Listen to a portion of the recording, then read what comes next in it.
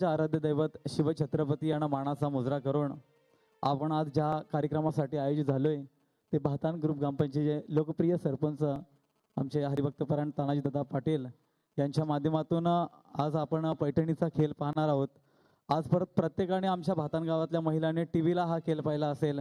दारुगड भैयादार त्या ठिकाणी आदेश बांदेकरांच्या माध्यमातून हा खेळ त्या ठिकाणी झी मराठी टीव्हीला त्या ठिकाणी पाहिला, पण तुमच्या माध्यमातून प्रथमच त्या ठिकाणी आमच्या या भातान गावामध्ये हा उपक्रम लाभला म्हणून सरपंच साहेब तुमचं मनापासून धन्यवाद।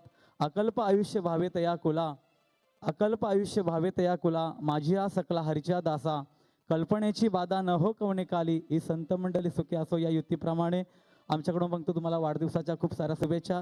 1 मिनिट झाला, अजून 1 मिनिट बाकी माझ्याकडं। राजा कसा असावा? राजा हा लोकनीतिवान असावा, लोकप्रतिनिधित्व असावा की ज्याच्याकडून त्या ठिकाणी फक्त आणि फक्त गावाचा विकास व्हावा।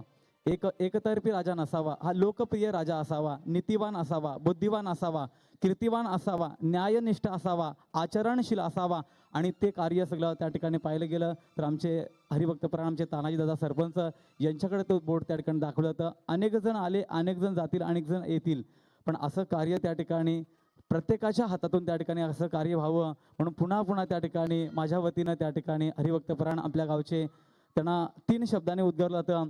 काही लोक त्यांना बापू म्हणतात, काही लोक त्यांना दादा म्हणतात, काही लोक त्यांना सरपंच म्हणतात, तर काही लोक त्यांना त्यांच्या नावाने उद्गारतात, पण असे सर्वांचे या भातान गावचे लोकनेते प्रतिनिधित्व करणारे आमचे हरिभक्तपरायण तानाजीदादा यांना पुनश्च वाढदिवसाच्या खूप साऱ्या शुभेच्छा शुभेच्छा शुभेच्छा।